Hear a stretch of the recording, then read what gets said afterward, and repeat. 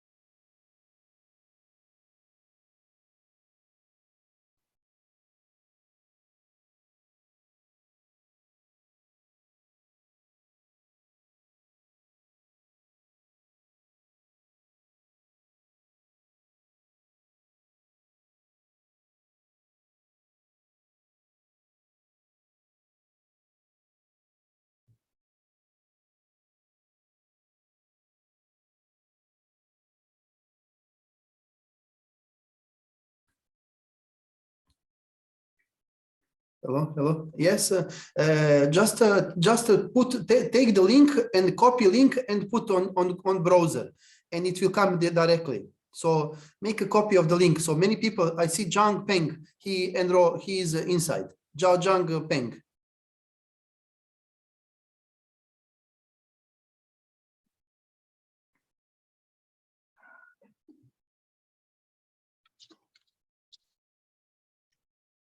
Copy link and paste in browser. Because this is university version, so it's not a business.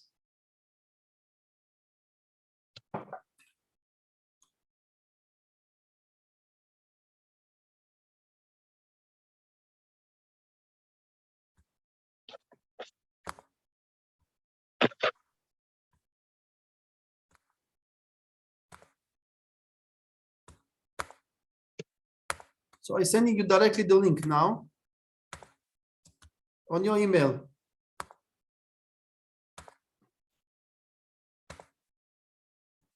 Yeah, I send you the link.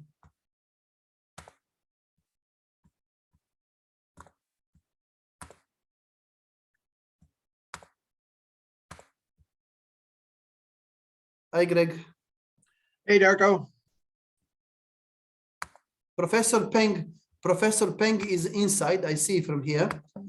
Professor Greg Moore is with us. We missing you.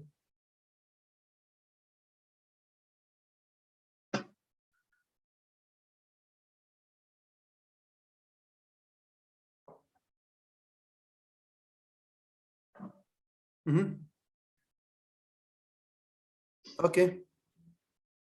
Okay, see what is problem. Okay, thank you. Thank you. See you. Hi, Greg. It's a pleasure to meet you. Hey, Darko. How are you? Very well. Our Chinese colleagues, they do have some problem. Ah, I see. It's a good thing that I remembered the onset of daylight savings time here. I'd have been on an hour ago. Mhm. So You will be, I Well, mean, we I will got it. make some introduction, then you will be the next. So very good. About 15 minutes. yeah, 15 minutes, it's okay. What we actually want to do, usually politicians, they go far away from us. They never listen science. The goal, yeah, so why US and China need confrontation now? I think it's Yeah. best to calm down and focus on Russia. And because Russia jeopardizes also China as well. And Oh yeah, absolutely.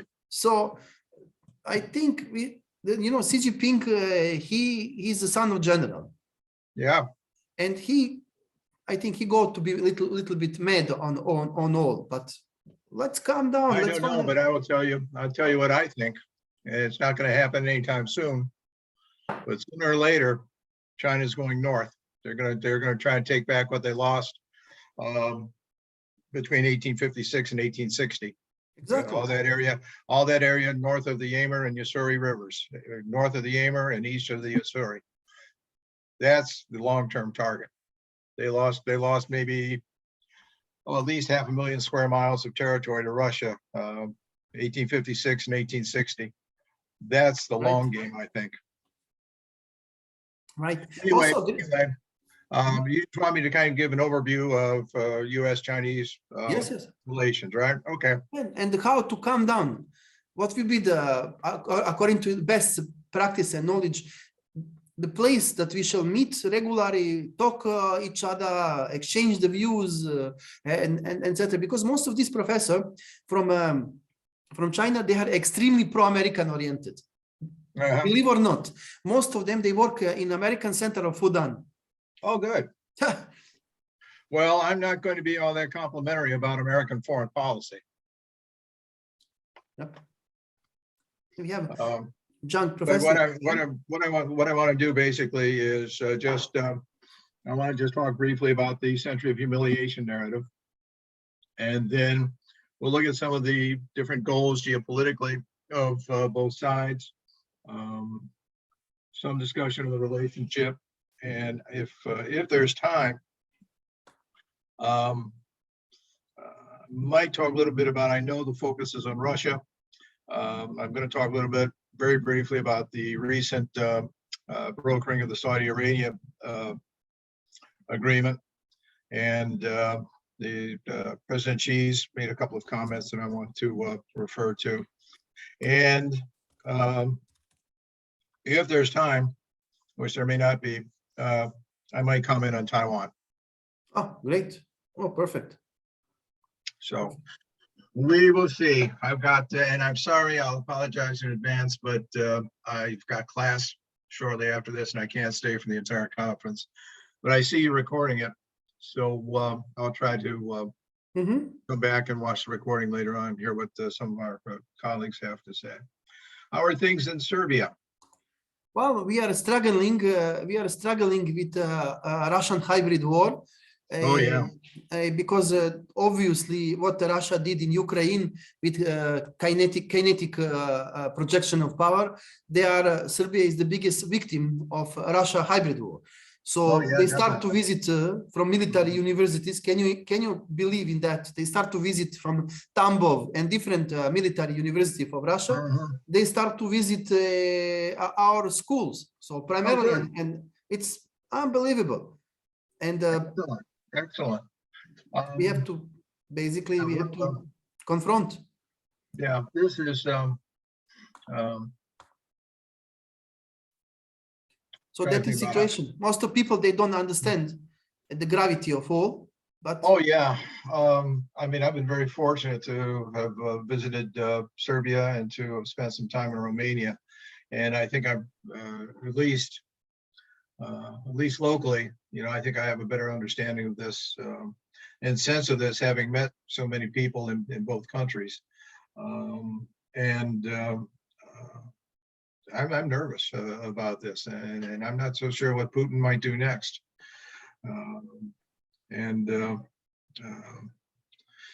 I'm concerned about our domestic situation. I'm concerned about the divisiveness in our country, and I'm scared to death if Trump gets reelected.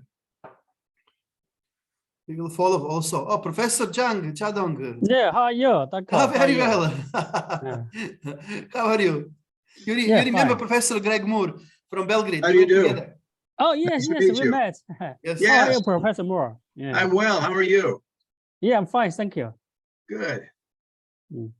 Perfect. Perfect. We have Professor Peña. Did I pronounce this well? Professor Peña, hello. Peña, it's Juan Cayon. Juan Cayon is my name. Thank you. Ah, Very good, well. good. Fine, Good, thank good. you. How are you? Well, in this great company, you see, we are gathering all our members all around the globe. So it was very interesting what we can do overnight together instantly, good people, and to discuss all these important issues. So next, I think we're going to invite our colleagues, 3 beautiful professors from Moldova. And it will be maybe next month. We want to discuss what is going on in Moldova with Pridnestrovje and situation there. Okay, great. Lasha is with us also. Good. We have more people coming. I think I did something that I have to admit each. Hello, I'm here. Gian. Sorry. Hello. I'm here. I'm here. Good. It's Good. my Good. computer's mistake. Sorry. Good. Good. Perfect. We'll wait a few more minutes, maybe 5 minutes, for all to join. Hello, Lasha. How are you doing, sir? Lasha, are you there? Eleni, it's there. Okay, John, good. Hello. Hello, From hello. Athens. Hello, Eleni. Congratulations for the event. Thank you Nice so to much. see you all. Thank you so much. You're most welcome. I just told our colleagues that maybe in the near future we will organize ladies webinar. Ladies, 3 professors from Moldova. So it will be very interesting to understand what is going on there. It will be my pleasure. I'm open in such ideas, so I'm at your disposal, of course. Of course, Thank maybe you. you can be one of the speaker. It will be ladies room, and we're going to just watch how brilliant you are, and that's it. We'll enjoy it. Thank you. I appreciate it a lot. Thank you. Thank you. Let's admit more people. It's coming.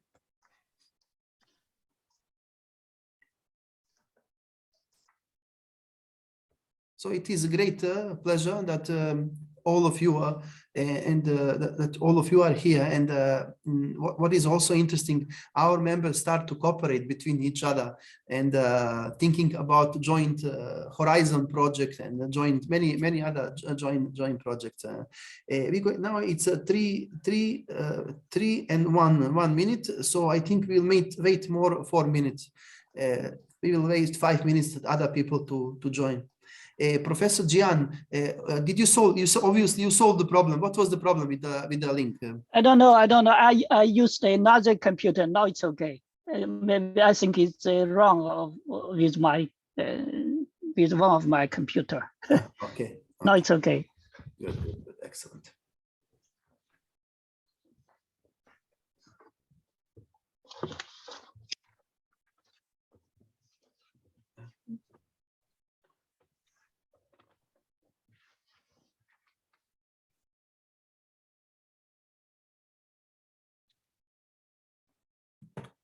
Suad is with us.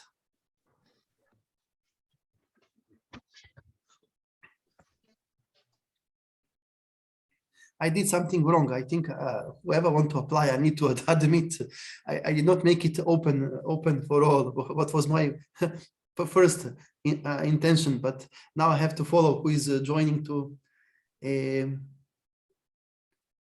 put inside people.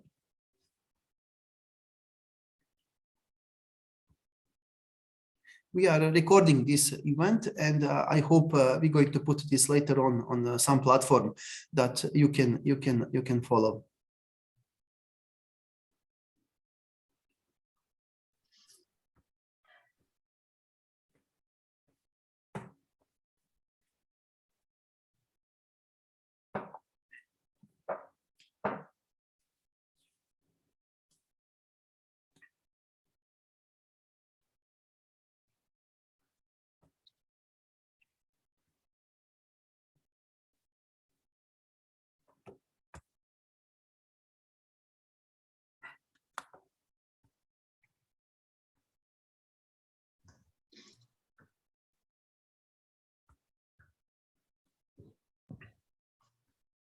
Hey, Darko. Yep. One of my colleague from Fudan, Dr. Pen Zhenzhou is here also. Oh, good. And one PhD student from Fudan is also Good, here. good, good. Okay.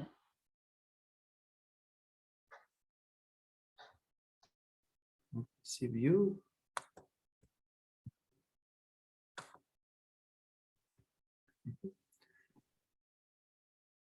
Good. So, Gian, we have also your PhD students with us.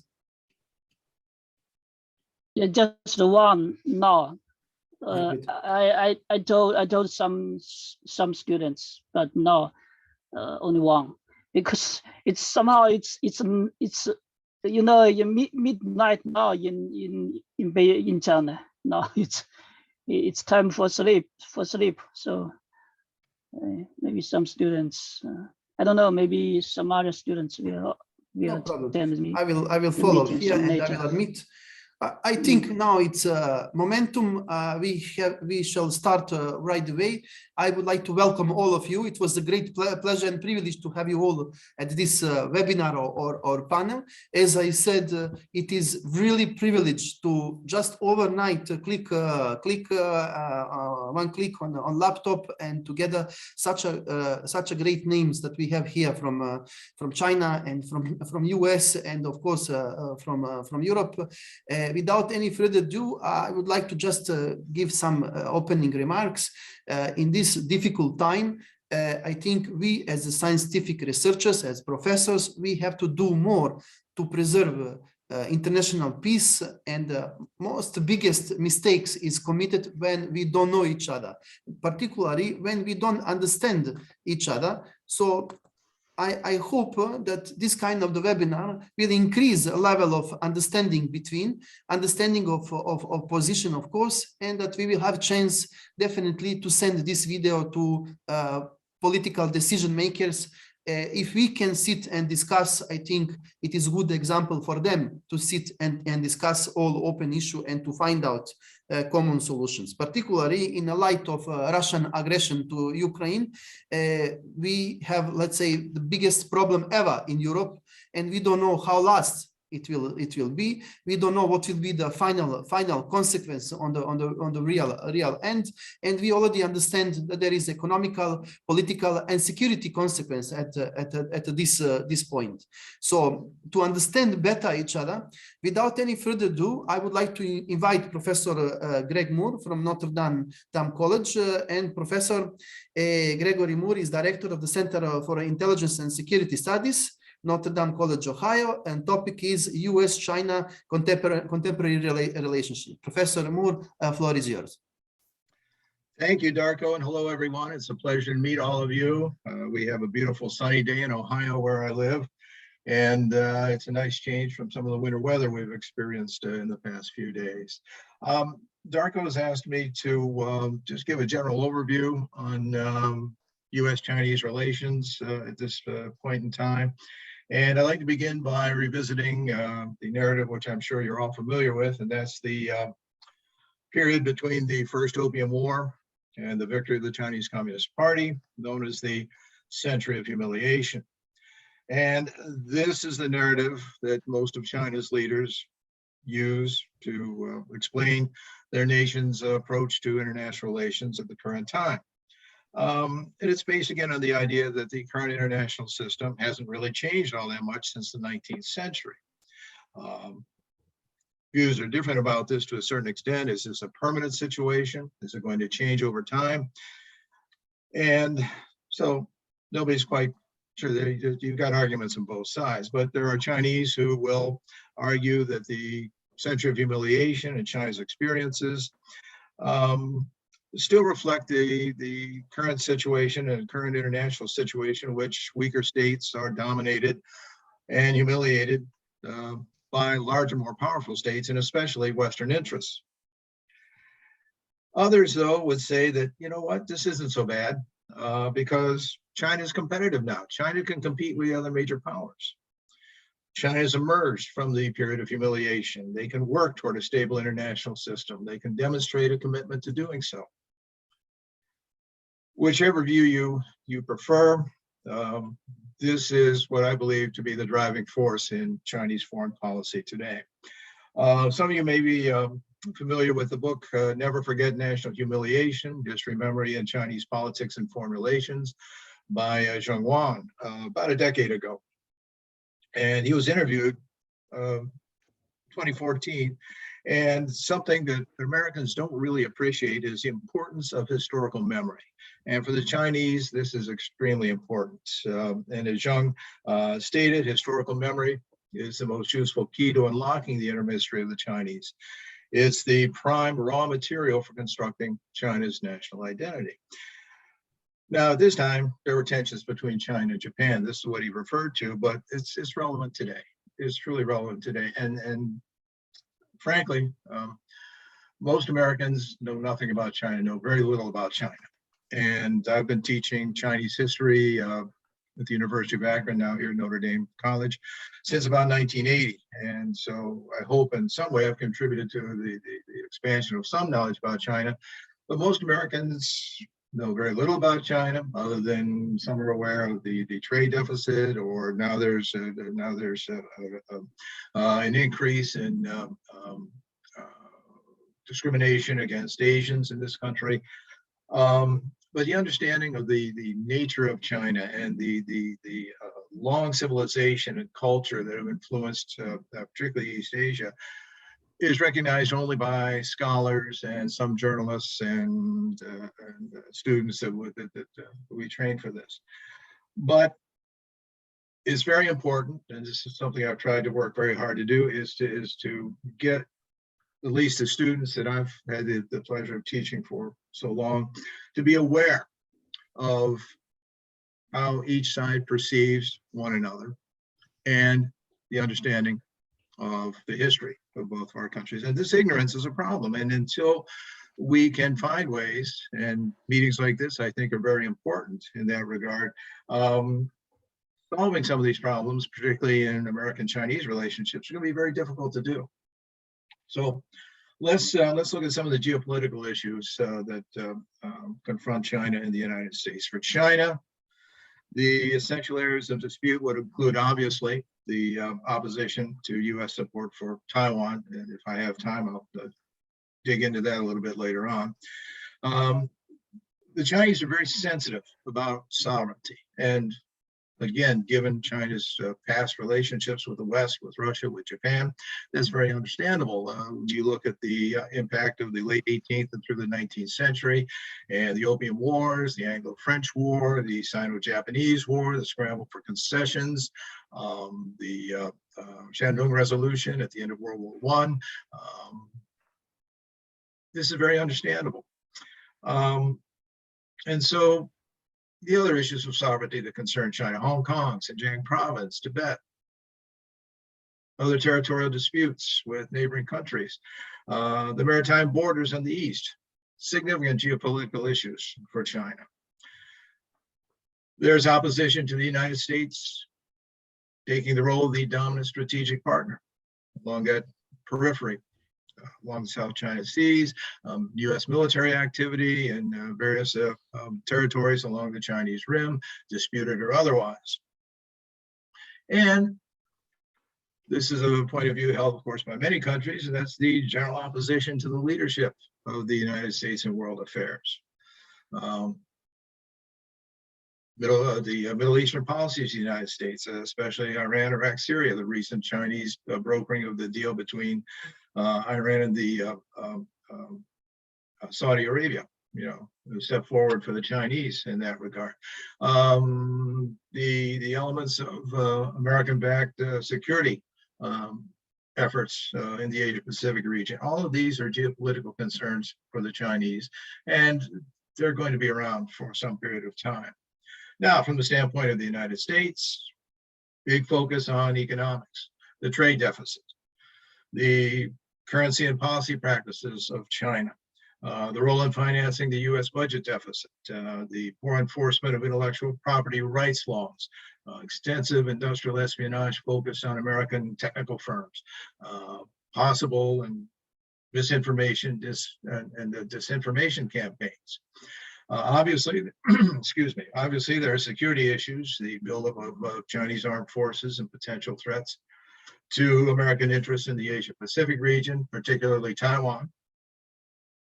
The sovereignty issues appear on both sides, and certainly Americans are concerned, at least the American foreign policy element and leadership.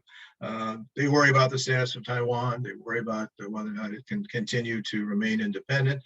They're concerned about the increasing Chinese domination of Hong Kong, the repression of the Uyghurs in the Xinjiang province, free Tibet issues, and again, the issues on the maritime borders, the Spratly Islands, the South China Seas, all of this.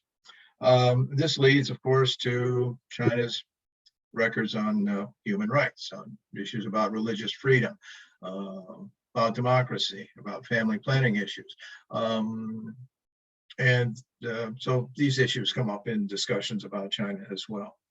And from at least the foreign policy establishment and the administration, and basically every administration since the Cold War, China's support for those states that don't reflect American standards.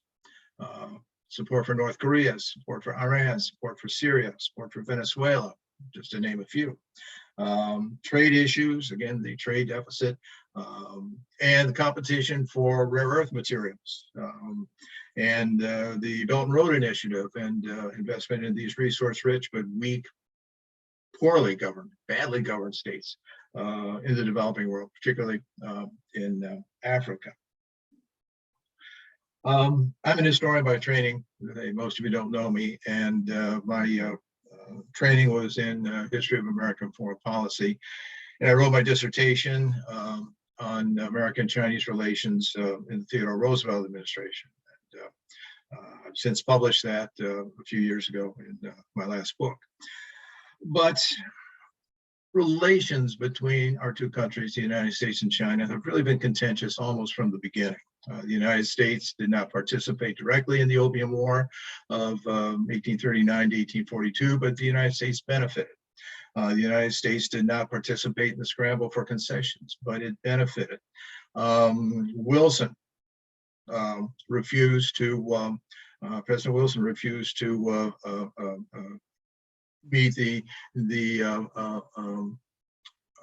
leaders of the Chinese delegation who came to Versailles after World War I to try to redress the issue of Japanese concessions, particularly in China as well. And the United States record in supporting China during World War II was spotty. And then, of course, everything has occurred since the victory of the Chinese Communist Party as well. But part of the problem is, part of the issue is in both of our countries, United States and China, have a sense of exceptionalism. And this especially affects American foreign policy. It has a lot to do with the way that American foreign policy is conducted. And when I had the great pleasure of visiting Serbia 2 or 3 years ago, and thanks to Darko, and lecturing on American foreign policy at the University of Belgrade at Novi Sad, we talked about this. For the United States, the issue is as much about values as it is about pragmatism. And so the United States, essentially, many countries, many people view the United States foreign policy as essentially trying to affect change that reflects American attitudes and American values. And this is certainly, I think, how many Chinese view American foreign policy. And I've argued for decades now that this is an approach that sounds fine, it's glorious and everything from an American standpoint, but it's not necessarily realistic. And so this ignores the reality in the relationship. You have China, which is no longer truly a rising country. It has arrived, it has risen, and it has to be treated as an equal in terms of international relations. But for many Americans, especially in our foreign policy community, especially in not just the current administration, but in previous administrations, there's this sense that China can't be fully accepted unless it completely accepts Western norms. But from the Chinese standpoint, this isn't necessarily an attractive proposition. Another problem in American foreign policy is the number of non-government actors through lobbying, through political donations, who reinforce this approach and who influence this approach. And so the government has to deal with these elements. If you've received significant political donations from a major corporation or from a very wealthy individual who has specific views on China, that person calls you up, you got to take that call, because your ability to run for election again depends on that financial support. And so you've got to weigh that in the process of conducting foreign policy in China. And so many of the people in the administration, in government, have little experience or no experience in the development of foreign policy in this country. I mean, you think of Zhou Enlai in China for 20 or more years as the foreign minister under Mao Zedong. Okay, that's a long time. Undersecretaries of state and other officials in state and labor and security arena often stay for a very short time. And we'll come back to that, but it does create a sense of urgency. And this is the other thing, is so many of these people are really amateurs. I mean, frankly, if I were working at the State Department, unless I've been there 20 or 30 years and had been on the China desk, then I might be considered a professional. But we get this kind of revolving wheel of those who come in to consult and to help develop foreign policy and carry out foreign policy, who have no real experience with any of this. Greg, I'm sorry, 2 more minutes, please. Oh, okay. Wow. Yes. Okay. Well, anyway, this becomes an issue. So let's get down to it then. What are the issues? Here we go. Okay. From the Chinese point of view, there's the victim mentality, stark interpretation of foreign affairs supported by the government. We have the sense of Chinese exceptionalism, the emphasis that Chinese foreign policy is almost always correct, that there are no mistakes in foreign affairs, the continued concerns about the U.S. and major world powers, how they're going to use their influence on the periphery, this policy of containment to block China's outreach and international power, and also the United States, the suspicion and the doubts regarding the United States and foreign affairs in general. For the United States, Chinese corporate espionage, suspected cyber attacks, fentanyl, the periphery, Taiwan, all of these are the primary concerns. So with that, because we have many others to speak, and because I tend to get a little long-winded, I apologize. I'll turn it over to the next speaker. Thank you for your time. And I hope to maybe explore some of these issues in greater detail in the future. So thank you very much. Thank you, Greg, so much. Of course, I would like to invite all of you to submit the article for our Security Science Journal. I think as I said from the beginning, we have to speak between each other. We have to expose even the worst possible scenarios, and we have to do all the best from all of us to calm down situation. I think it's a great responsibility right now that China and the US together with Europe are united and that they are on the same line, and to calm down and to solve all possible issues. So Greg, thank you so much. Darko, thank you. Yes. Darko, if I may very quickly, I have to leave for class very shortly. But everybody, Darko has my contact information if you have questions or would like to discuss some of these issues further. And Darko, I will write this up, which will allow me to put more detail on all of this. But I have to leave for class shortly, so I'm going to be leaving the webinar in a few minutes. But again, thank you for your time. Thank you for inviting me, and best wishes to all of you. Thank you so much, Greg. So next on our list is Professor Xu Mingqi, Honorary President of the Shanghai Institute for European Studies, China. Topic: why China neutrality on Russia-Ukraine military conflicts is misunderstood.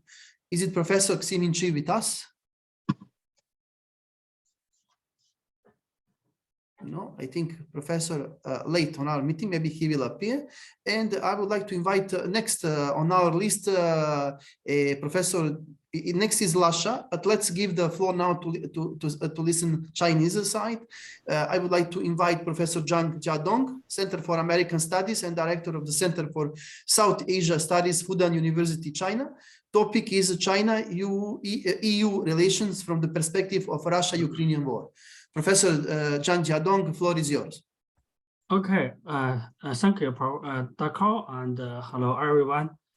And I'm very glad to have this chance to share my few points about China-EU relations from perspective of Russia and Ukraine war. The first part I want to share what was before Russia-Ukraine war between China and the European countries. First, just generally, before the war, the international structure is a kind of a picture with lots of different factors and colors. The US and US-led West and the other countries, all of them are in a very complex relationship.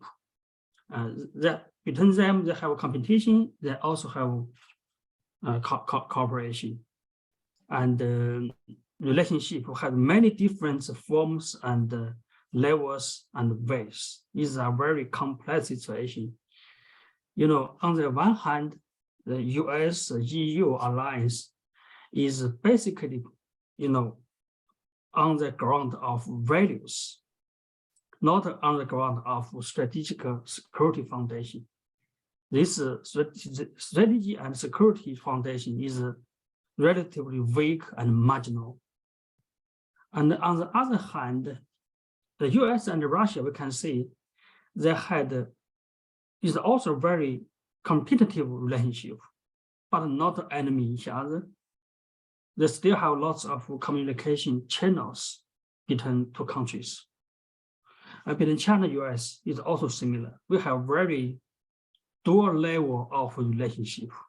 In some level, we are competition, even enemy, but in other level, we are still friends, cooperation, cooperating with each other. And the urgency and the sharpness between China and US is still not very strong. It's a basically world structure. About China, Russia, and the European relationship, they also had a tendency to be a kind of Euro-Asian community. And even China, Russia, and Europe are very, very different in terms of values and many others. But they have many commonalities in the fields of economy, trade, and diplomacy. Between Russia, Europe, between China and Europe, between China and Russia, we can see three pairs. Three pairs are very similar, actually. China's manufacturing industry, Russia's energy and food, and Europe's high-tech products roughly form an interdependent economic cycle. This is why I say it's very possible if the tendency can be maintained. It's very possible for China, Russia, and the Europe countries will form a kind of Euro-Asian community. And this community have very clear difference with US, British, and other countries bloc. I think it's one of important reasons why the UK left EU. The third about China and the EU relations.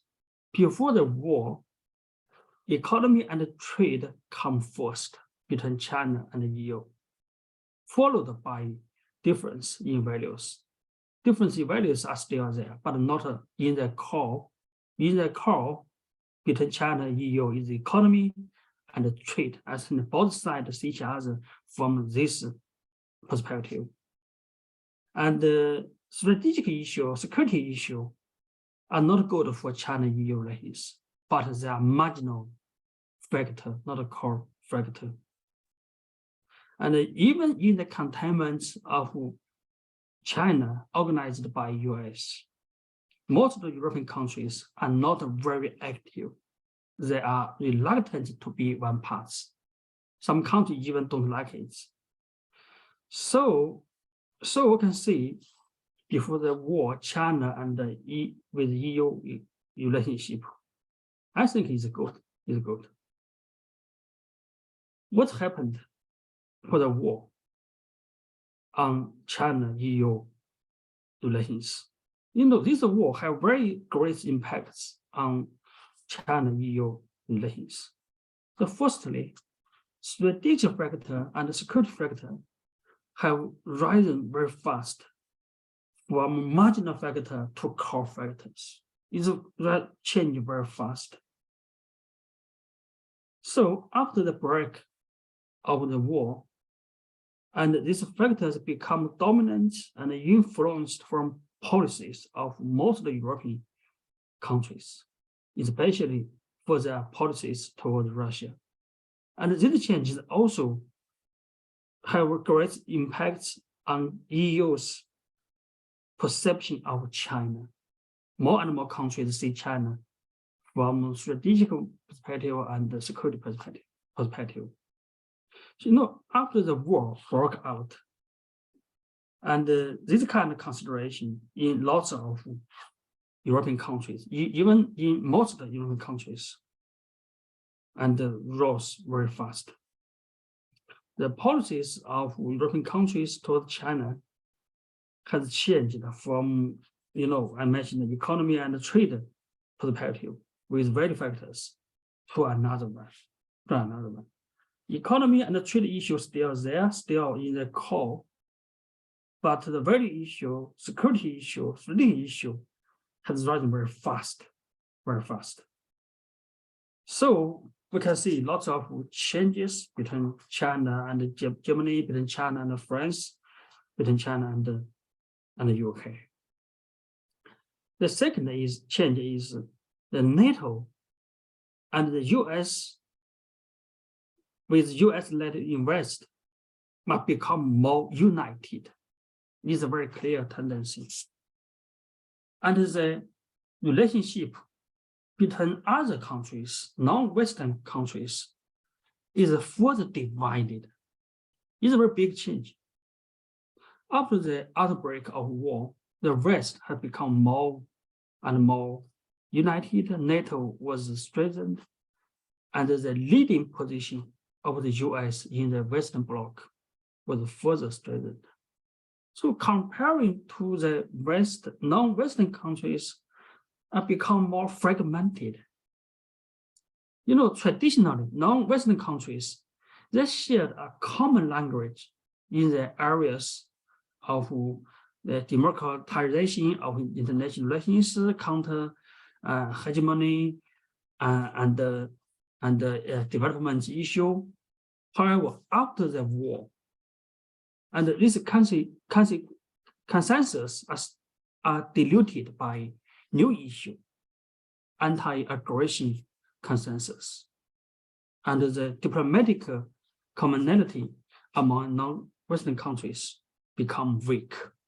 It's a very big change. So we can see this in 3 words in United Nations General Assembly words. Across the 3 bits, the Western Bloc was highly united in the same position, same fronts against Russia and in favor of Ukraine. And the non-Western groups are divided into at least 3 groups. The first group is very small.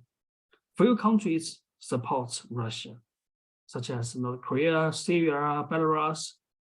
The second group, more than 30 countries, including China, India, and Serbia, that do not oppose Russia and abstain 3 times.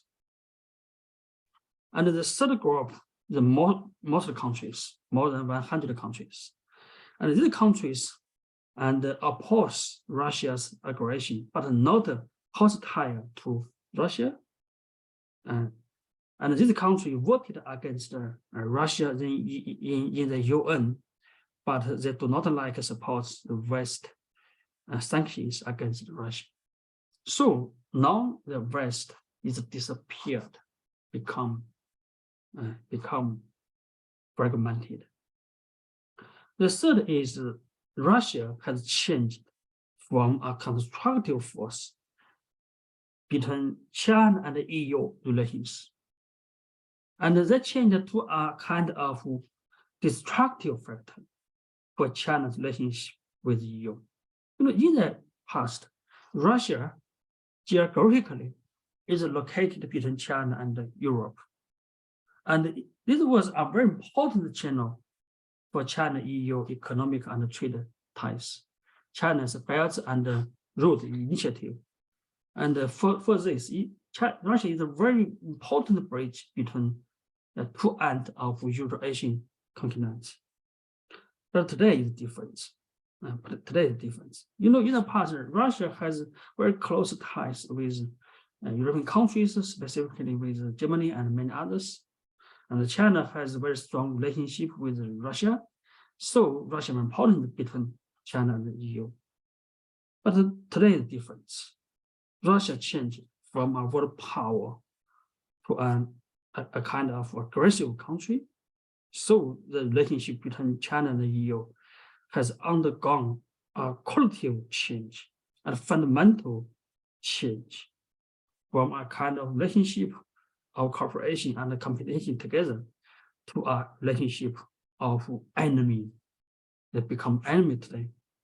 So in this way, China-Russian relationship are no longer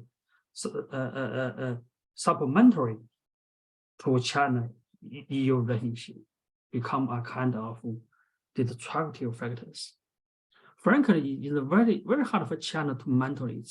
We want to keep our relationship with Russia. We also want to keep our relationship with European countries. We want to have both, but our both become enemy is a very hard issue for China to maintain it. Finally, how about the future? Future is very hard to imagine. It is everything. I think it depends on what's going on, what would happen between Russia and Ukraine.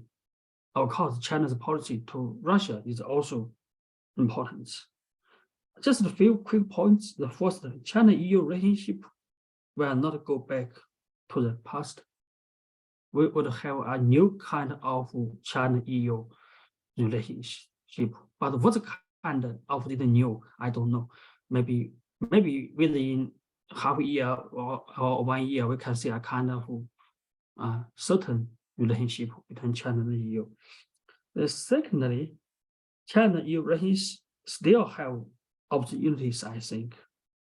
They are still very different in nature from China-US relations.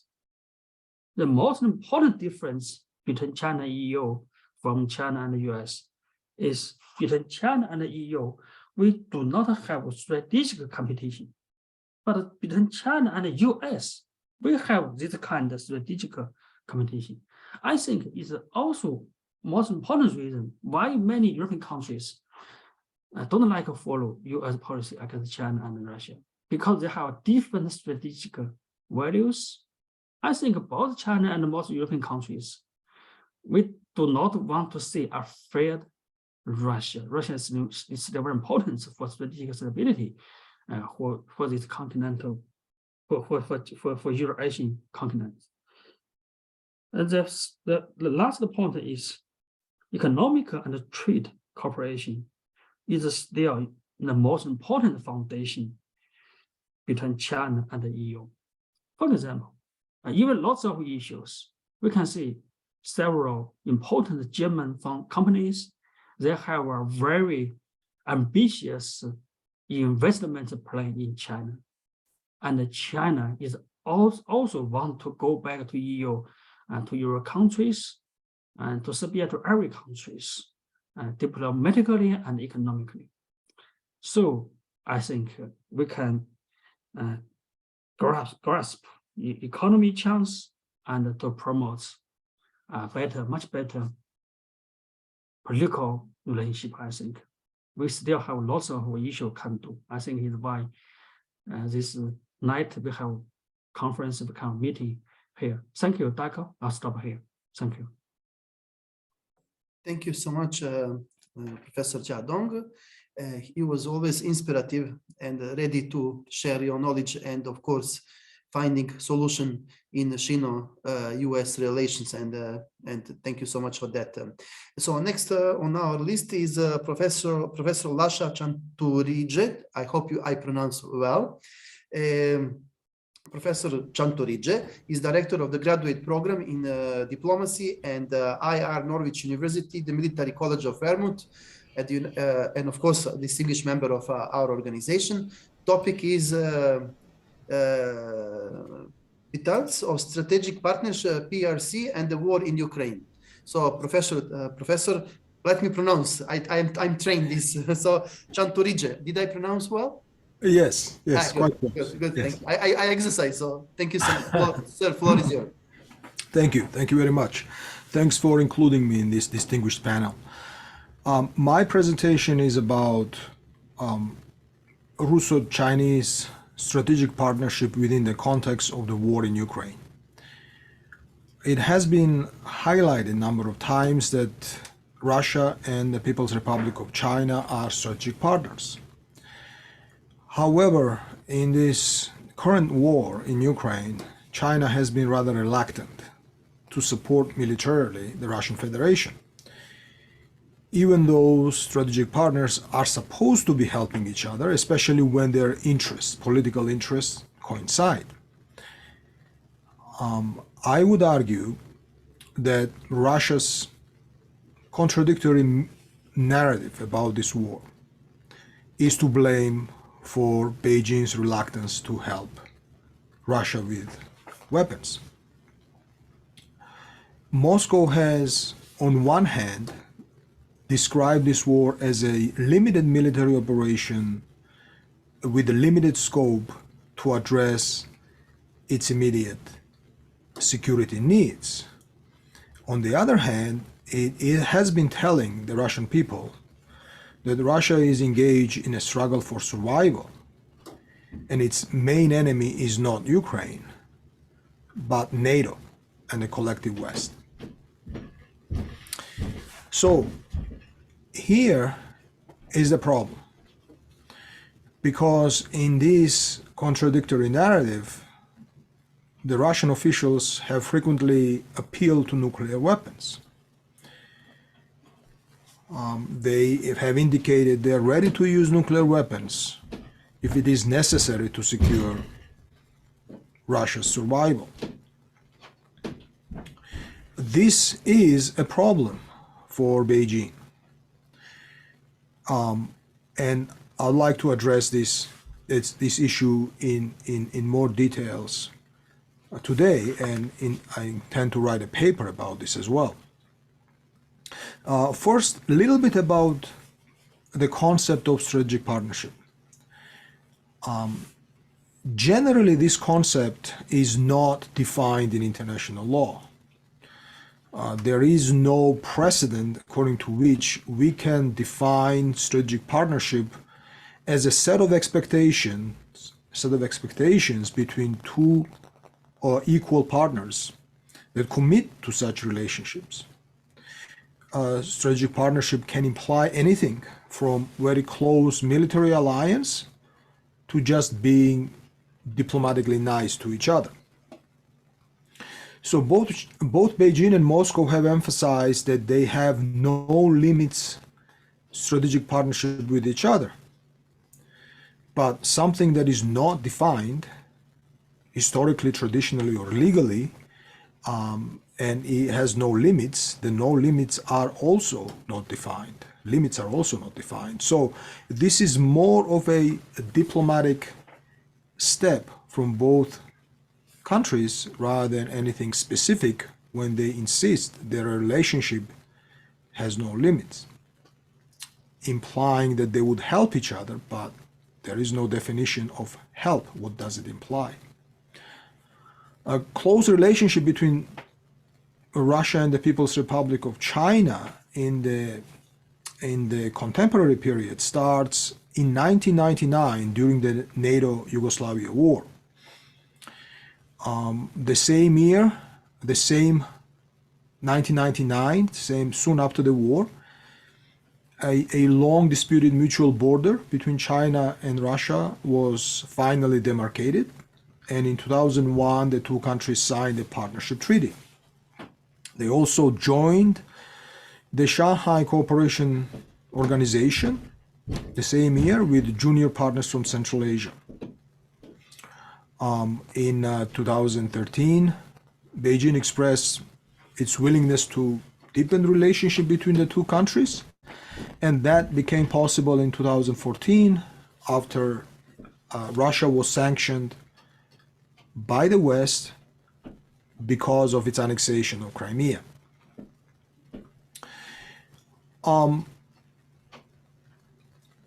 It would be fair to claim that Beijing did not expect Moscow ever to be this close to using nuclear weapons as it is now. It did not expect it when it pledged strategic partnership to Russia. It did not expect when it offered to deepen relationship in 2013. But since February 2022, Moscow has threatened, explicitly or implicitly, even conducting specific military maneuvers involving nuclear weapons. On more than one occasion, high-ranking Russian officials implied that they're willing to go all the way to fight a global war with the West. Now, from Beijing's perspective, if Moscow were to decide to use nuclear weapons against NATO targets, Washington would retaliate. There is no reason for the United States to step back and watch Moscow destroy its allies in Europe. Retaliation with nuclear weapons is likely to be massive, even if Moscow decides to use a limited strike against NATO targets. A massive retaliation, it can be preventative strike or a launch on warning, would target Russia's own nuclear military weapons and launching facilities. If the People's Republic of China were to be military aligned with Russia at that point, those nuclear strikes would target the Chinese military facilities as well. On the other hand, France and the United Kingdom, NATO allies, nuclear allies of the United States, would be in a similar position.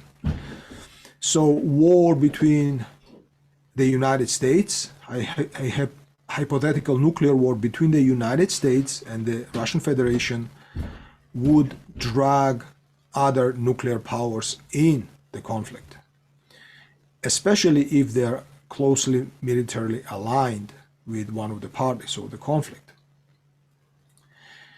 If the survival of the Russian state is at stake, really is at stake, Moscow might come to this decision to employ nuclear weapons, because if someone is trying to secure its physical survival, all methods are acceptable.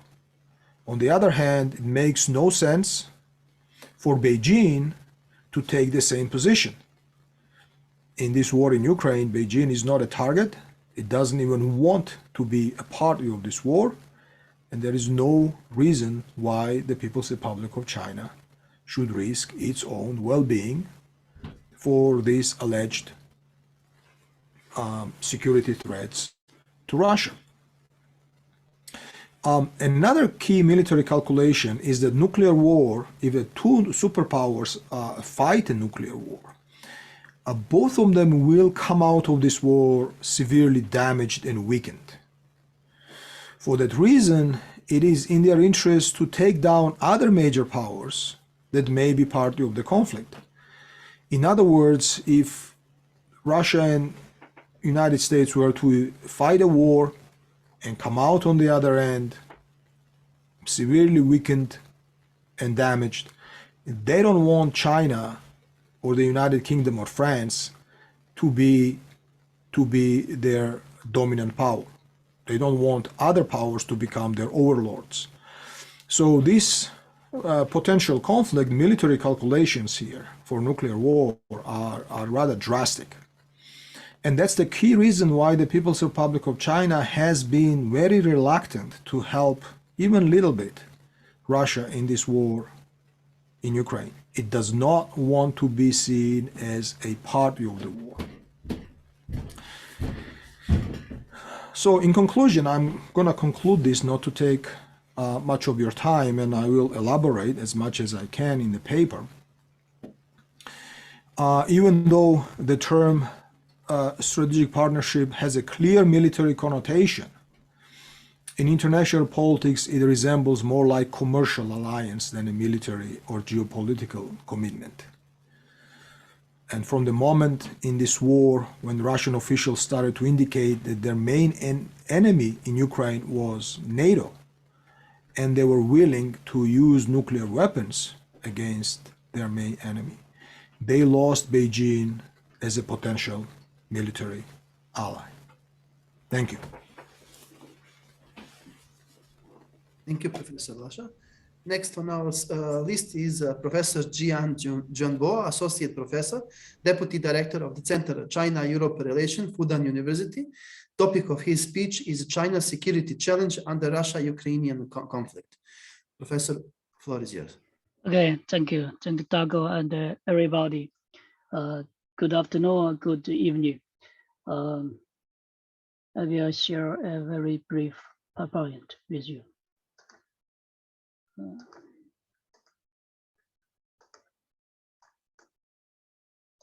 Okay.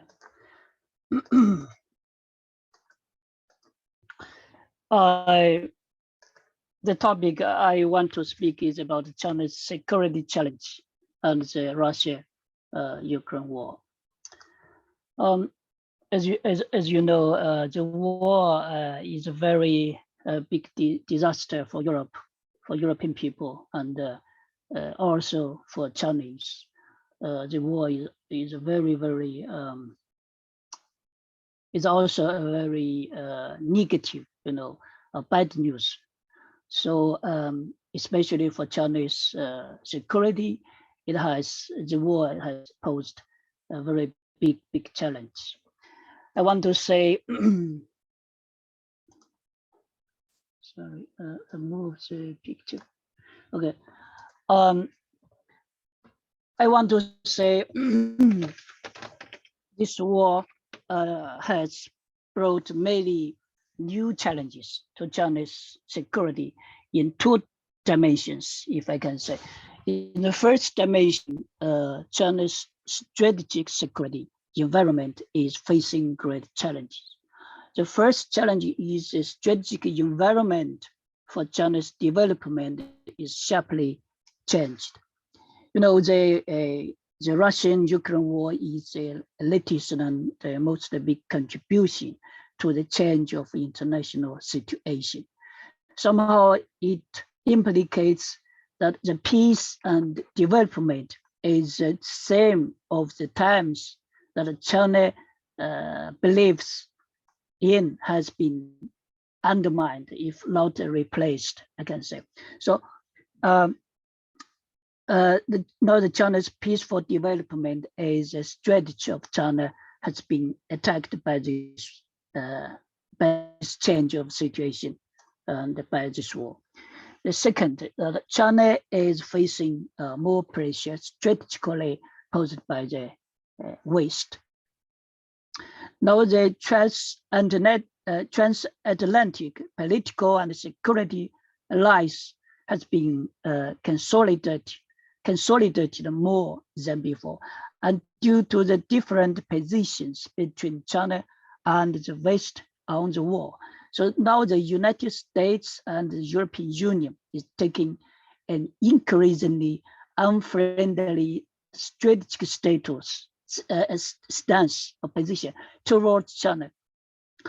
The West, the US and the EU have enhanced the relationship with Taiwan, even politically, and decoupled with China in key areas economically, and dotted Chinese investment in Europe.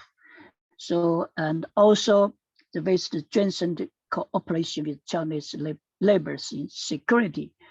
These labors, you know, have sovereign dates with China. So now the United States and somehow the EU are taking more hostile position to China after the war happened. Said, I can say that now the United States and maybe also the Europe are inclined to use a preemptive policy to China. So after the war happened, many Western countries are taking a preemptive strategy to contain or squeeze China's development in the name of an imagined threat of China, which in turn makes China's sense of insecurity rise sharply. So this is the first dimension I can say. So the China's strategic security is challenged after the breakout of the war.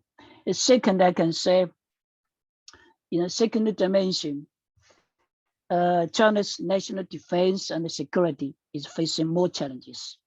I can say the first challenge is that China's national defense and security is increasingly threatened after this war. You know, after the war happened, the military ambition is rapidly expanding in some East Asia countries. For example, Japan is seeking to break through the military self-restraint after the World War II and after the Russia-Ukraine war. The cabinet of Prime Minister Kishida Fumio approved the most ambitious expansion of military power of Japan since the country's self-defense forces were created after the breakout of the war between Ukraine and Russia. And now the South Korea's military capability is also improving.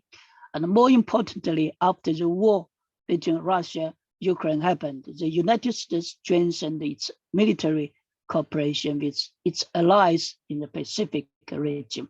And this rapid growth of military capability of these countries I mentioned are many aimed at China.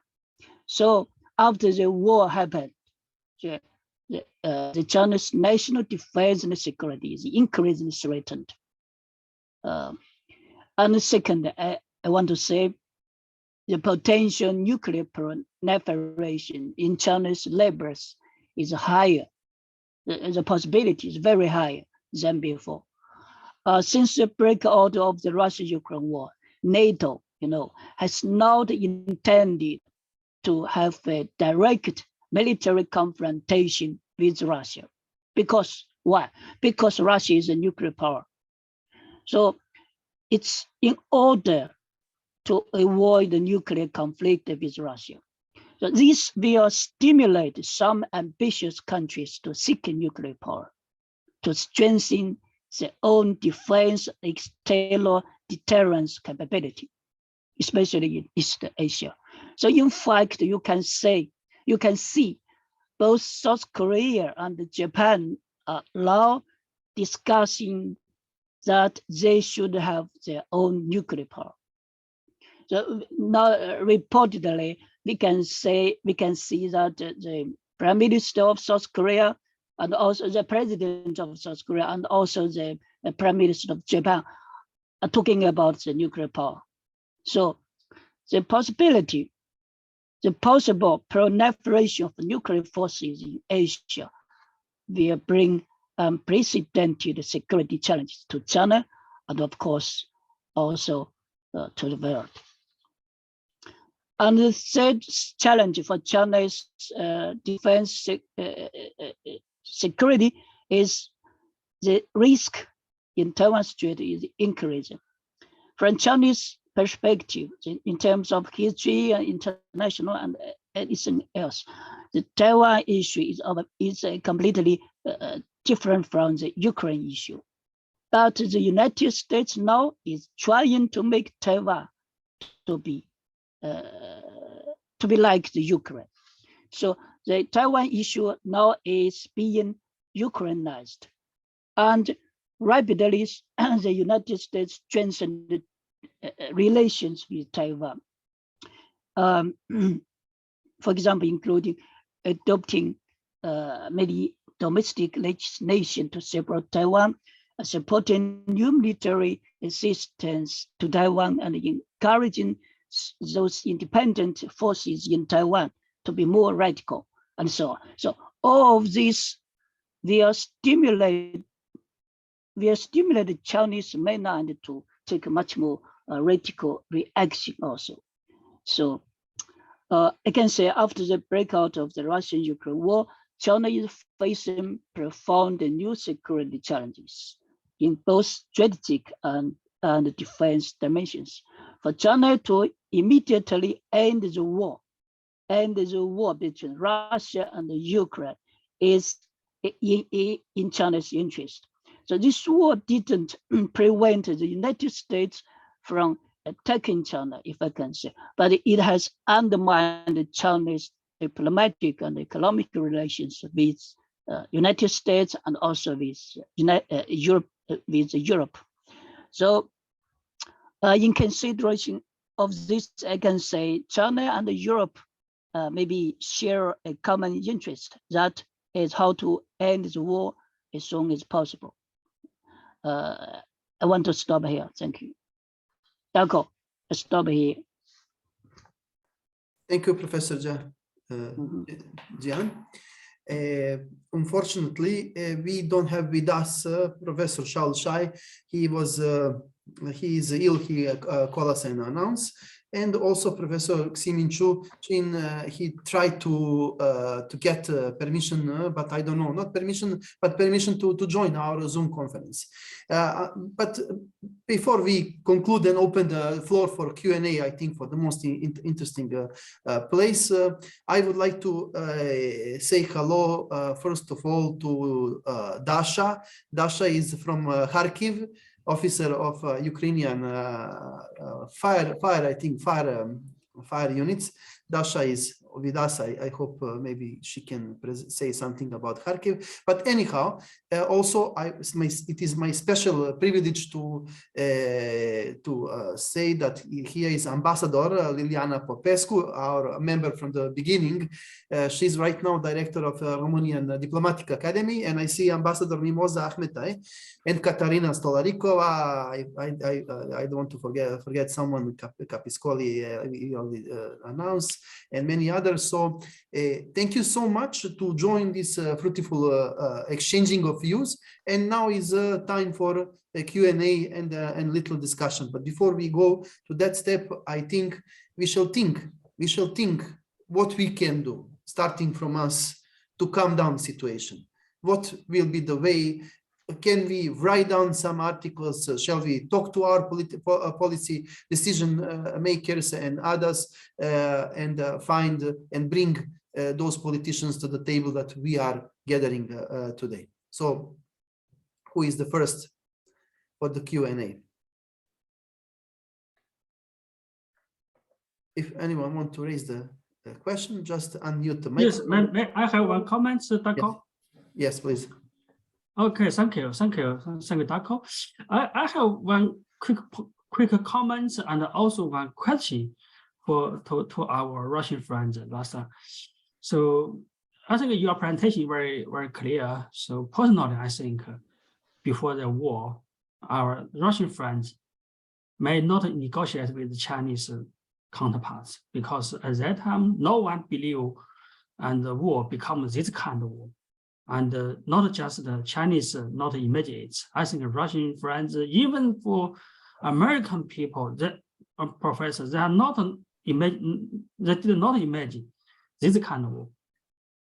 So I think maybe it's time for everyone, from Russian, from other country, and to think some new thing. That's us to end this war, not just threaten to use nuclear weapon. I think no any country, no any people, no reason to say this.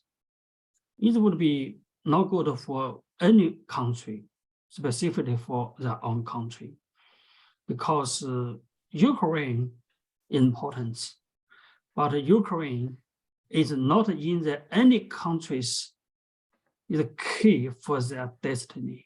It's about the strategy, it's about the economy, but it's not about the fate of any country. It's not about the fate of Russia. No Ukraine, Russia is still Russia. Russia is still a great country. Russia is still world power. No one can deny it. I think not necessary for any country to have other countries' territory. So just a quick comments. My question to our Russian friends: is it possible for Russian army leave Ukraine, then end the war, then begin a negotiation and a talk? Because if Russian army leave the Ukraine, situation would become another story. China can do lots with this precondition, because Russian army in Ukraine, it's very hard for China, for Serbia, for India to do anything about this. But if left, situation is another story. It become how to negotiate with the West and how to talk, how to bargain with the US and the EU countries. It's a different story, totally different. You can see China's history. And in PRC's history, we also had lots of war or warfare with our neighbors, but no any case where China for PRC occupied other countries' territory, because it would be have a very different story, from the Korean War to Vietnam War and to our military conflict with India, and we keep same discipline, I think, and I think it's very important for us to understand the situation. Okay, stop here, Darko. Thank you. Chadon? Darko, can I ask a Of course. question or Of course. some comments? Mhm. Okay, I want to say now I think for European people to end the war immediately is fit for the interest of European people. I think, but the problem is what's the target of the European countries in the war? I can say because the European countries don't have a very clear target regarding the war, and also the United States, we don't know what's a final objective to stop the war, to support the Ukraine to fight against Russia. So now the very big problem is for European countries, for United States, and also for Ukraine. And for Ukraine, maybe is very clear is to resume the independence, to recover the territory sovereignty. But what's the target of the Russia? What's the end of the war? Another problem is that maybe the United States and the European have different opinions regarding the end of the war. So because if I can say that the European countries want to, if I can say, beat Putin or change the regime of Russia, or what's the objective of the European countries? So this is a very big problem. If you don't have the clear objective for the war, so how to end the war? So I don't think it's possible for European countries to end the war if they don't have a very clear objective, or they don't have the integrated position how to end the war. And if I want to say, I think not only the European countries or the United States cannot think that you can how can I say, beat Russia down totally, because anyway, Russia is a nuclear power. We cannot think what we are putting, do if his region will be beaten down by United States or by Europe. So I think anyway, United States or European countries should have a very clear idea about the war and about the end of the war. And I want to ask one question for the European people and for European friends or the Russian friends or the American friends. Do you think China can play a positive role to end the war, generally speaking? And how can China do? What do you expect for China to do something around the war issue? Thank you, Darko. Thank you. Someone want to respond to this issue? Yeah, Lasha, the floor is yours. Unmute microphone, please. Yeah, I'll try to address some of these issues. In fact, both countries have specific objectives in this war, and they have indicated what their objectives are on many occasions. For instance, the main objective of Ukraine, the maximum objective, is to regain its territories within 1992 internationally recognized borders. In other words, to expel the Russians from Crimea and southeastern Ukraine. The objectives of the Russian Federation are to keep those territories within the Russian Federation, which they formally incorporated as part of Russia, which is Donbas region, Zaporozhye district, and also Kherson district, even though they were expelled from Kherson. So those are the maximum objectives of the warring parties. And a solution for this war, I would say, somewhere in between. There will have to be compromises between maximum objectives of both sides that cannot be reconciled, and that's why they're fighting this war. So diplomatic solution will be somewhere in the middle, and the People's Republic of China can contribute to solve this problem diplomatically, to make these two countries to find a compromise. Now, the objectives of the Europeans and the United States is aligned with Ukraine. They have not made it a secret that they support Ukraine in this war. And whatever Ukraine wants to do, they will support it. In other words, the interests of the Europeans and the United States are aligned with Ukraine. China, on the other hand, is neutral. It has not made a commitment to the Russian position or the Ukrainian position. That's why I would say the People's Republic of China is a more neutral and objective negotiator in this conflict than Europeans or the Americans. Obviously, they are supporting Ukraine, so Russians will not see them as unbiased. Thank you. Thank you. Ambassador Mimosa, she want to raise the question. She was first, and then followed by Ambassador Liliana Popescu. So, Excellency, floor is yours. Thank you, Darko, very much, and I'm very much pleased to attend this event. Glad to hear speakers one after the other. It's amazing to hear all these comments. observations, opinions in such an important issue such as European, Russian, and China relations are? Well, I think my opinion regarding the question that the Chinese professor has addressed recently is that China should be involved in a way like trying to find an agreement in a peaceful way.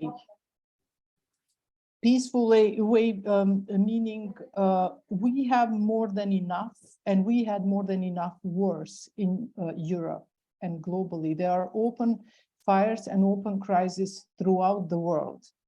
What is needed is a peaceful treaty. How far we are at that, I don't know. It's obvious that countries are polarized into different sides of the world, and sometimes it's hard to believe and find where is that the middle solution. As our previous speaker said, something in between. It's hard to know what is that between.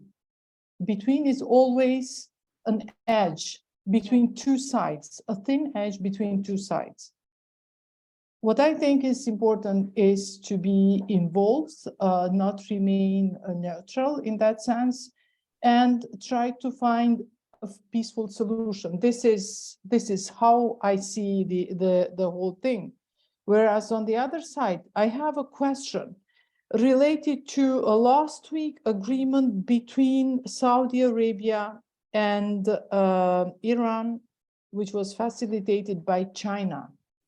My question is, how do you see, question addressed to Chinese professors, but not only, everyone who has an opinion, I will gladly hear what you think about it.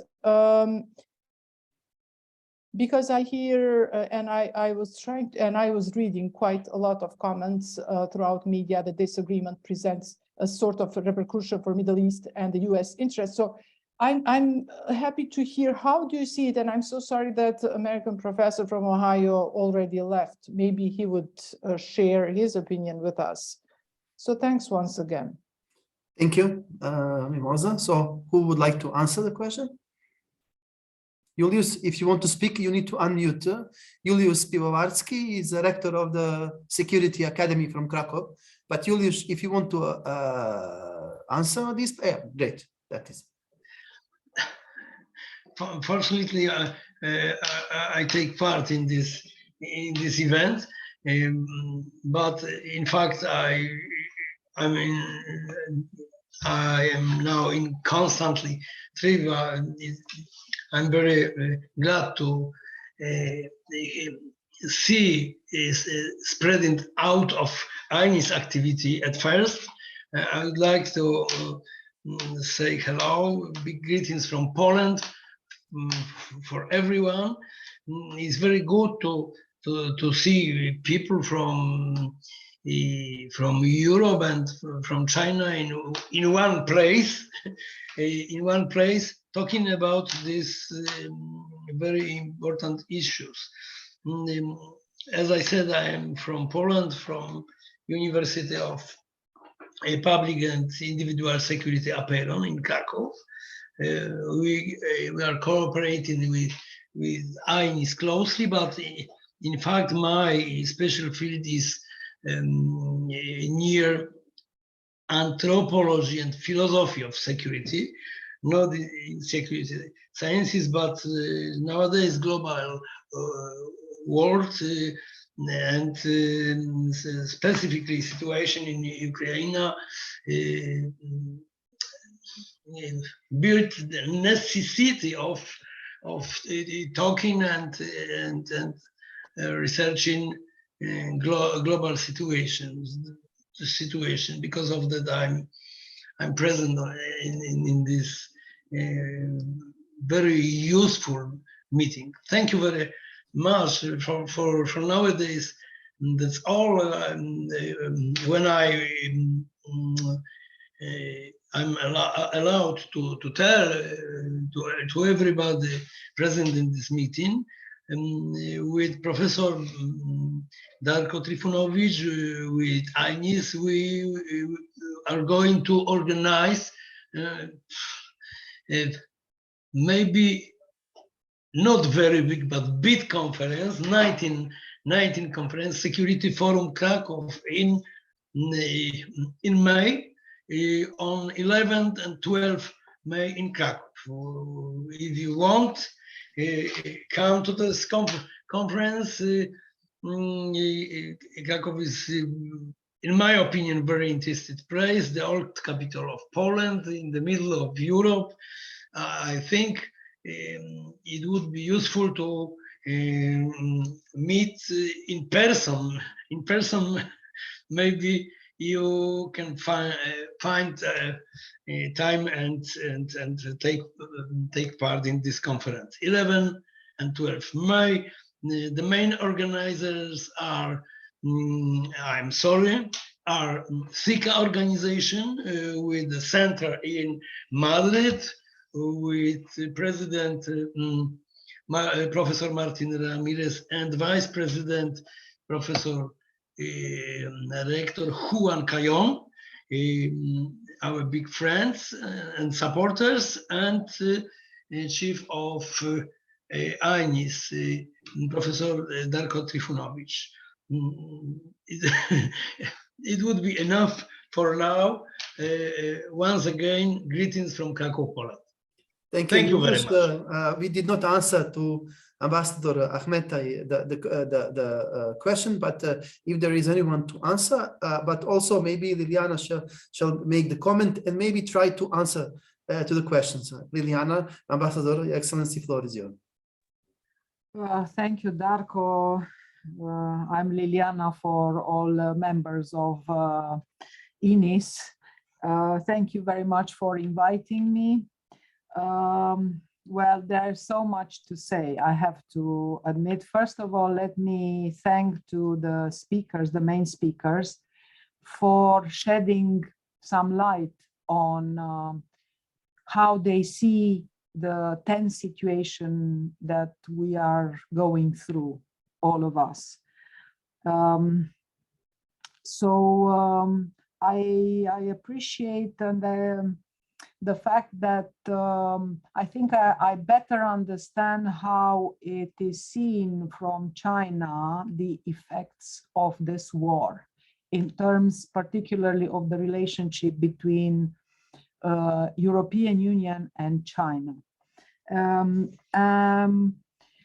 I would like to say that in the very beginning that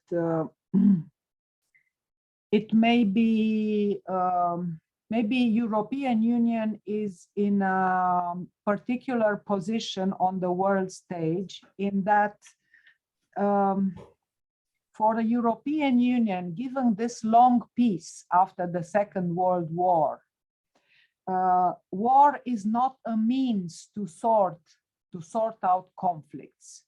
And that's why I think it was a huge surprise for many Europeans, this war that was started by Russia against Ukraine.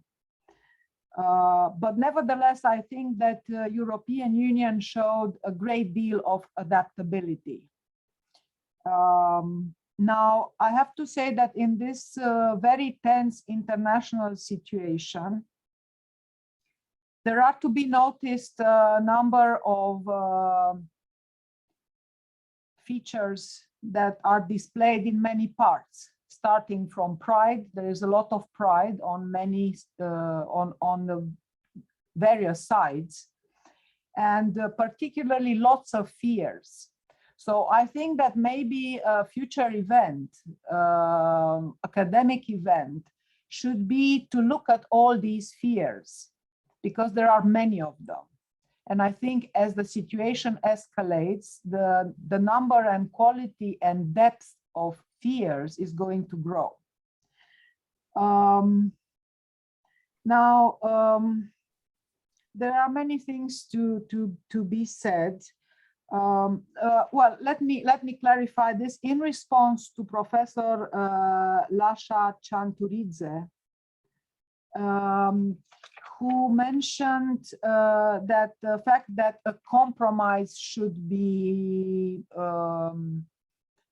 reached in a peace between Ukraine and Russia. The thing is that if the compromise means a territorial change, this will create new problems, will create precedents. I don't want to elaborate on that. I think this is a very difficult thing. I would like to say a few words about how these countries in Central and Eastern Europe, including Romania, joined NATO. It was, I believe, it was a preventive act. It was generated by fears of Russia. And the fact that Russia attacked Ukraine is a proof that our fears were right.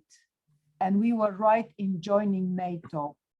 And if you look at what two countries, former neutral countries like Finland and Sweden are doing now, joining NATO, everybody can see that countries that wanted to be neutral and actually don't participate in any war, you know, they fear more.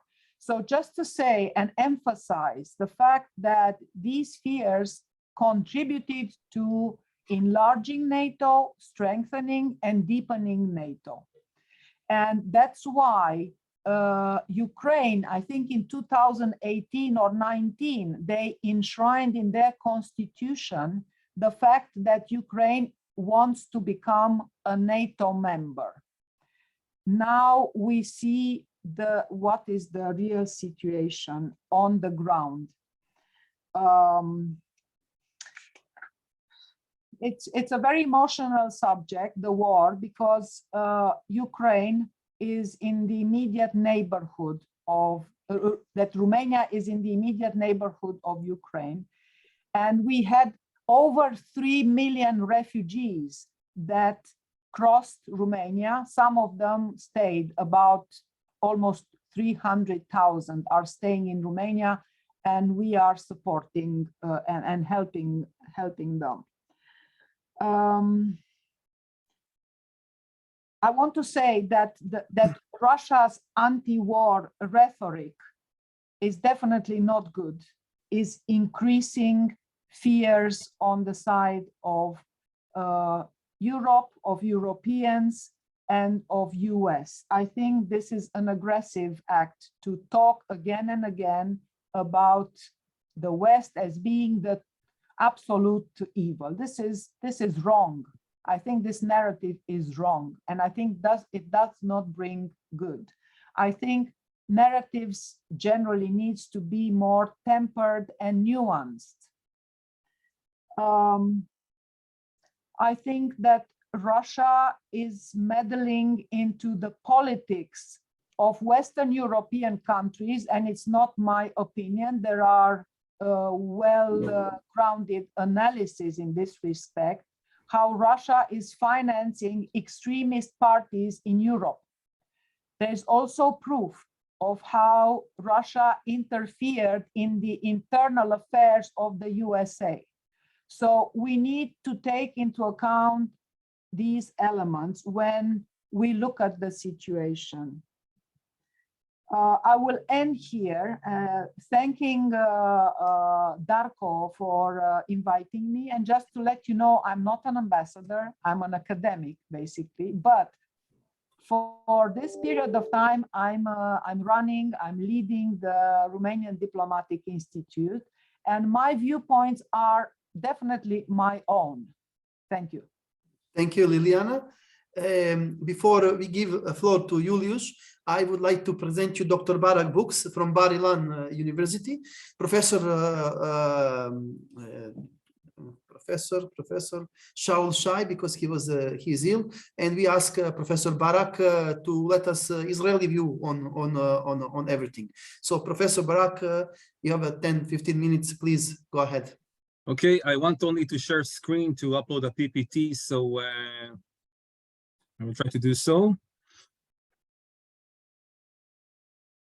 in a moment.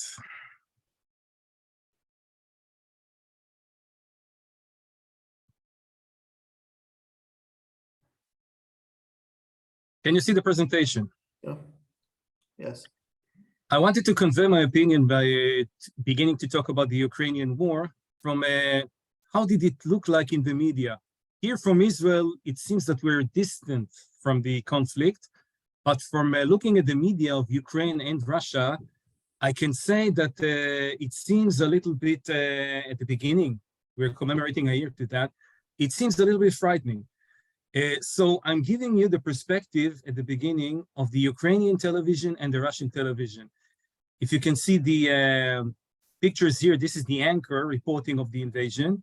And we can see President Zelensky at the beginning, and this is very interesting, dressed as a president. We can see that at the bottom of the screen. And he changed a few days later all of his appearance into a combat clothes, you know, wearing a green t-shirt, going with his soldiers. But the media does not, and it showed at the beginning that he may be receiving, let's say, some advices on how to behave. It's a small picture, but we can see at the beginning the Ukrainians fleeing Kiev from the alarm of the beginning of the war. Here also we can see cars and the beginning of fires.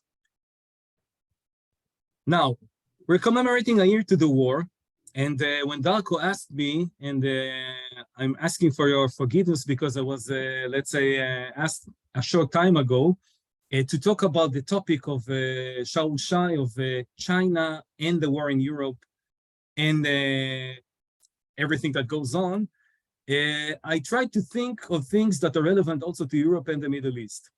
And I will begin with the new mediation of China between Saudi Arabia and Iran.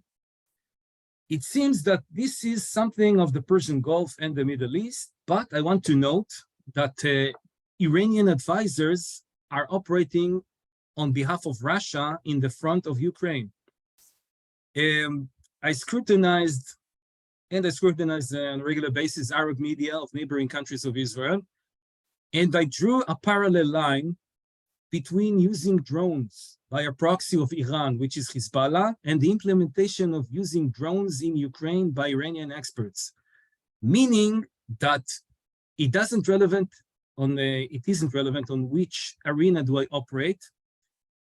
I take the weapons and I use them in various arenas which are allegedly are not connected, but when I use a certain weapon as drones, as rockets, as bringing, let's say, militias from Afghanistan and from Iraq to gain experience of fighting, it only helps Iran or any other proxy in the war. About China, if I'm going back to the mediation, we see that China had mediated an agreement between Iran and Saudi Arabia when the US of A was mediating agreements in the Persian Gulf and in Saudi Arabia and between Middle Eastern countries. And suddenly China has the power to mediate and broker agreements in areas that the US had operated traditionally. If we're talking about technologies, we can see reports, I read them in Israeli newspapers, of Russian-Chinese cooperation. You know, I'm walking down memory lane of the 70s, the days of Mao Zedong and the great Soviet Union. There was a little bit rivalry between the Chinese communism and the Soviet communism, meaning that this is a similar agenda, but the parties were a little bit rival. But nowadays, we see the new cooperation, and if the US of A is the major significant actor in NATO, there are maybe signs of alarm. And if I'm going back to the pictures that I showed you at the beginning of the media is the tool either to prolong or make an opinion of whatever I want to convey and I want to detail, meaning that the media is a battlefield. The US of A operates radios around the world. Have you heard, by the way, of Radio Free Europe from the days of the Great Cold War? Radio Free Europe still operates, and on the website of Radio Free Europe, which is operated by the United States, there was a special link at the beginning of the war in Ukraine recommending citizens of Russia how to bypass censorship. They actually wrote a text how to listen to propaganda and get information from the USA if there is no internet, if I cannot receive the information traditionally. They recommended it, by the way, and I'm going to a different conflict, when the riots in Iran erupted in the days of President Ahmadinejad. They also recommended in the Persian web pages of the American radio how to receive information if the Iranians are blocking the net. They recommended going in a proximity to countries on the northern border of Iran, try to upload video clips to the cell phone and broadcast to small cell phone transmitters of external countries, and in that manner to relay the information. I heard only because I entered only a few moments ago, Liliana's lecture about the United States. Now, I presume that there is an alarm if we're seeing two rival countries aligning together. Maybe the US of A is alarmed. But the world is changing. The world is changing. We're accommodated to, we grew up in a world of a bipolar international relations arena between the United States and the Soviet Union.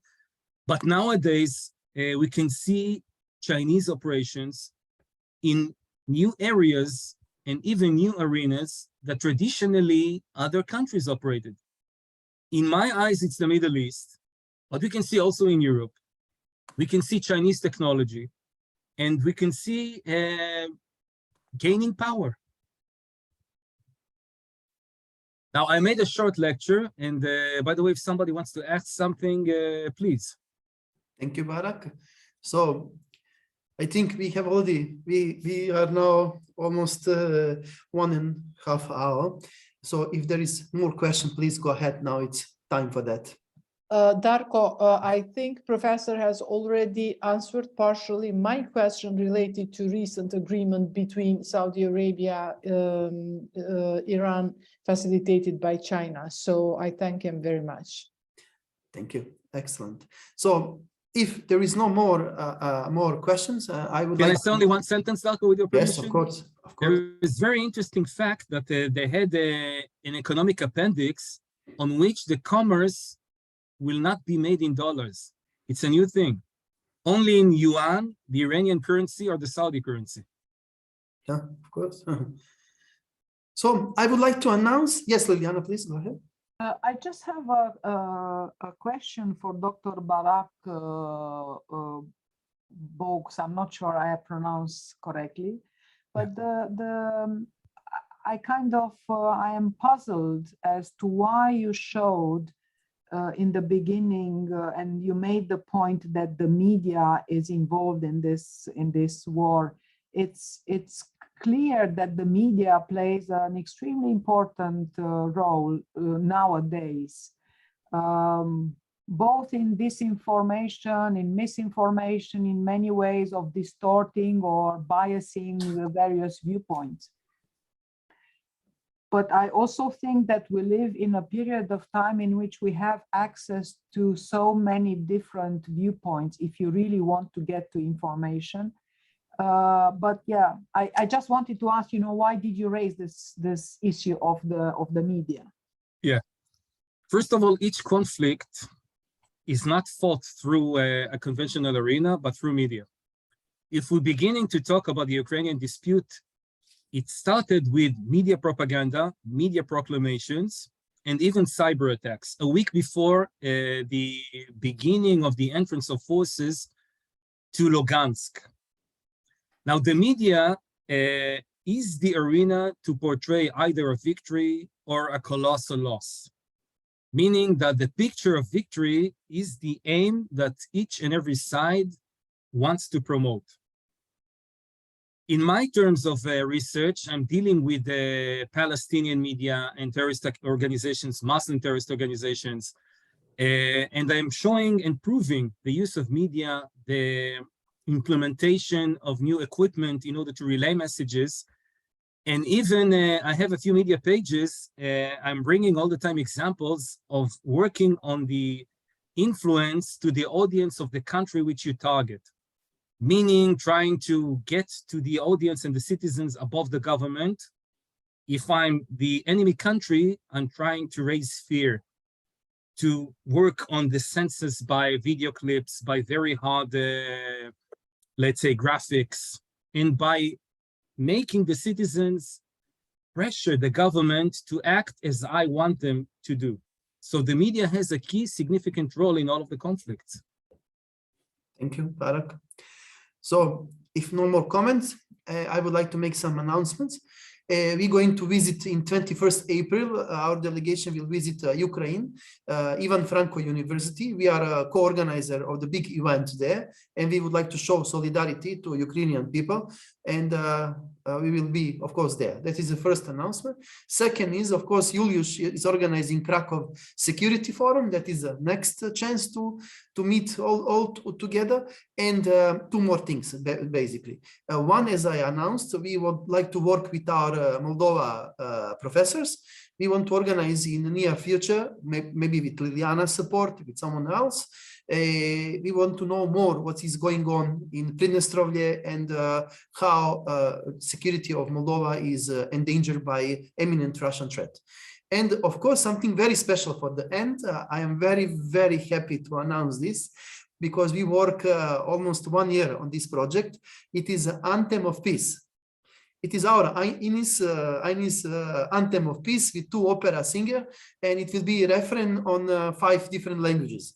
And when it's done, because 2 opera singers, a lady and one gentleman, we will distribute to all of you, and we will create one list of our members, and of course anyone else. And we're going to send this to Secretary General of United Nations. Anthem of peace created by Inis together with all your signature. I think it's the most better time to do it, to talk about peace. And I'm very happy and excited in this project. So I would like to thank all of you for the fruitful conversation. I hope we will continue. And please keep in mind, we will gather, if some of you are interested to write an article about today's presentation, we will gather the papers. And as you know, our journal got Erich Plus after 3 years of existence, which is let's say little under quote mark success for all of us. Next stage is Scopus. So thank you all. And I want to say also hello to Barbara, because she just disappeared to Julius. Hello, Barbara. Goodbye. Thank you. Bye-bye. Thank you. Bye-bye. Bye-bye. Bye-bye. Hi, Darko. Bye, Julius. Bye, Katerina. Bye. Bye-bye. It was very fruitful. I really liked the discussion after. All presentations were also good. Thank you so much. It is very important that we exchange the views among us, that we understand the situation, what is going on, that we are not like and naive. When we go to TV to speak about subject, we have from the first, let's say, experience from our Chinese colleague, from US colleague, from you, from all like first-hand experience. I think this is important of our organization, which is obviously growing and growing. This kind of the friendship, it's very, very visible and very people recognize already what we are doing. But think, sister, what we can do with European Parliament, how we can more influence and organize some kind of the event in the European Parliament. And I want you to start to teach cybersecurity. I will talk to Julius and others to find a place for you. Yeah, I need to go to, well, I can switch on my camera maybe. I can go, I plan to go to Obuda because we cooperate on an article. And I met Huda. Huda came Huda from Cairo came to Bratislava last week. We met, and she needs to publish more to be promoted at her university. And she could help us with the article because Egyptian journal is still refusing Obuda's article I made some changes, guys made, so we are in a kind of intense communication. That's in that why case. we I have will, our I own will, I journal. promise, but Listen, that's why we have Julius sorry? have journal. We have our own journal. Julius have 2 journals. That's why we are comfortable. We will publish our articles at our own. Simply. Yeah. That's why Yeah, we sure, establish but, all these things. according to, I know, of course, but when it comes to the topic, it was very good choice, that article, because it fit with healthcare and cybersecurity. But in the worst case, cheers. For the throat. I have just water, but I miss you guys here. I have just water, but okay. I miss you too, Darko. But you know about my news and how my life turned upside down recently. So last month I was out of reality. This is recorded. Now I'm Listen, starting. I have to stop here because everything is recorded. Let's switch to private. Yeah. I will call you in 5 minutes. So bye, Julius. Bye, Katarina. Bye. I cannot drink anything because half an hour Kurwa, wyłączyłaś, tak? Bye. Bye.